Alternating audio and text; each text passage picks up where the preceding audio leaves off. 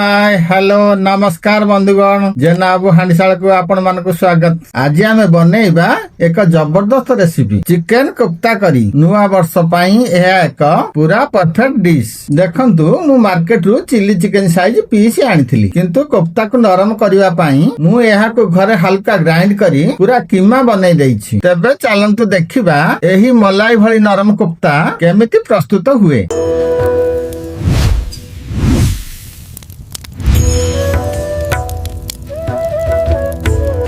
एबे आसंतु आरंभ करिबा मैरिनेशन। एठारे आम पाखरे 800 ग्राम चिकन कीमा अछि। प्रथमे एथिरे मु गोटिए अंडा भांगी पकाउछि जहा कोफ्ता को बहुत भलो बाइंडिंग देबो एवं एहा तेलरे भांगिबो नाही। तापरे एथिरे 4 चमच बेसन, सरू करी कटा होइतिबा पियाज, अदा रसुन पेस्ट, कंचा लंका एवं धनिया पत्र पकाइबा। एबे देबा हमर गुंड मसला लूण, हळदी, लंका गुंड, चिकन मसला एवं गरम मसला। शेषरे आधा लेंबू रस चिपुड़ी एहा को भलो भाबे गोलाई देबा।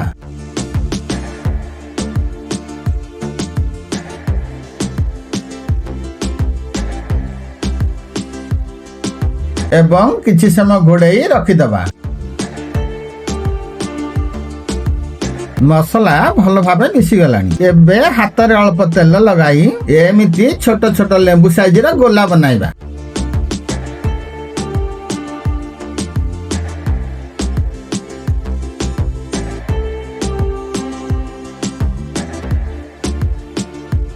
कढ़ई रे तेल गरम करी गोटिए परे गोटिए बॉल को तेल रे छानिबा। मन रखिबे आंच को मीडियम रखिबे जेमिति एहा भीतर पर्यंत भलो भाबे सिझिबो।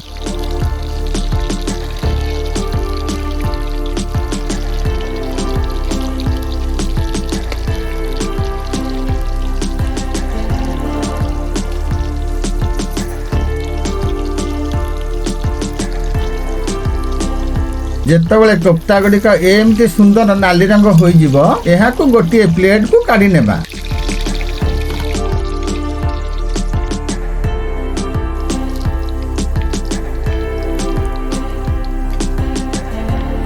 एबे आरंभ हबो असल मजा। माटी हांडी रे मसला प्रस्तुति। तेल गरम होबा परे आमे सेथिरे गोटा गरम मसला पकाई पियाज पकाइबा।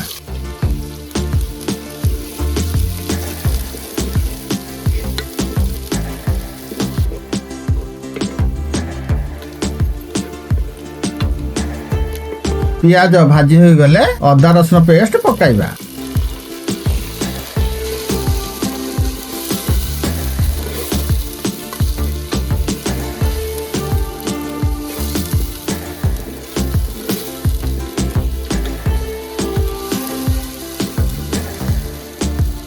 एबे 3टी टमाटर प्यूरी देई कसिबा।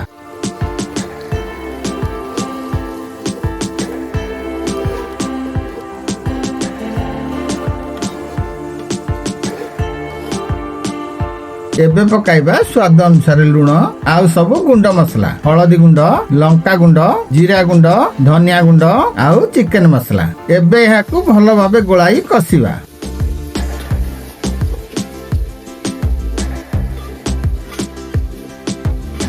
बंधुगण रोषेई कर कर सूर्य बुड़ी राति होई गलानी तथापि आम काम चलीछि सेथि पई मु फ्लाश व्यवहार करूछि।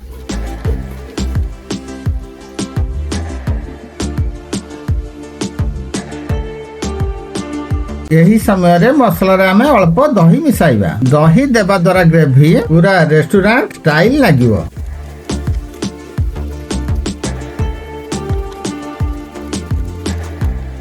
एबे गरम पानी देई हांडी को घोड़ेई दबा।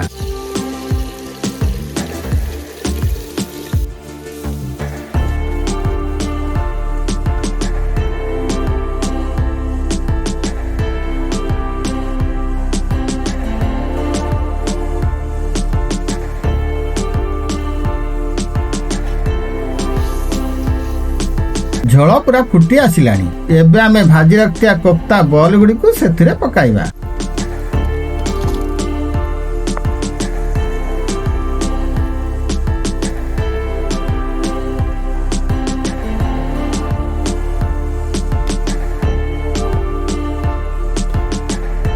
ଦେଖନ୍ତୁ କୋପ୍ତା ପକାଇବା ପରେ ବେଶୀ ସମୟ ଫୁଟେଇବେନି।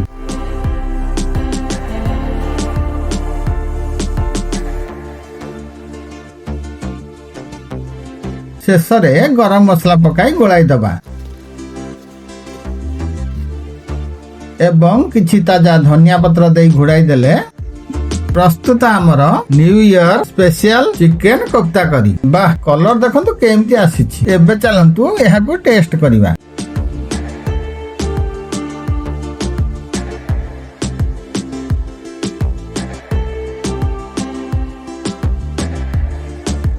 ଦେଖନ୍ତୁ ମୁଁ ଆପଣଙ୍କୁ ଚାପିକି ଦେଖାଉଛି। କୋପ୍ତା ପୁରା ନରମ ହୋଇଛି, ଆଙ୍ଗୁଠି ବାଜିଲେ ହିଁ ଭାଙ୍ଗି ଯାଉଛି।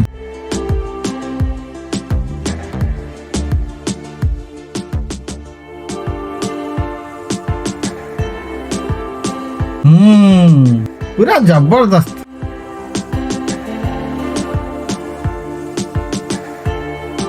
ମସଲା ପୁରା ଭିତରକୁ ଯାଇଛି। ଆପଣ ମାନେ ବି ଏହି ନୂଆ ବର୍ଷରେ ଏହି ରେସିପିକୁ ନିଶ୍ଚୟ ଟ୍ରାଏ କରନ୍ତୁ। ଭିଡିଓଟି ଭଲ ଲାଗିଲେ ଲାଇକ୍ ଏବଂ ସେୟାର କରନ୍ତୁ। ଆଉ ଜେନା ବାବୁ ହାଣ୍ଡିଶାଳକୁ ସବସ୍କ୍ରାଇବ କରିବାକୁ ଜମାରୁ ଭୁଲିବେ ନାହିଁ। ଆପଣ ମାନଙ୍କୁ ନୂତନ ବର୍ଷର ଅନେକ ଅନେକ ଶୁଭେଚ୍ଛା। ରହୁଛି। ଜୟ ଜଗନ୍ନାଥ।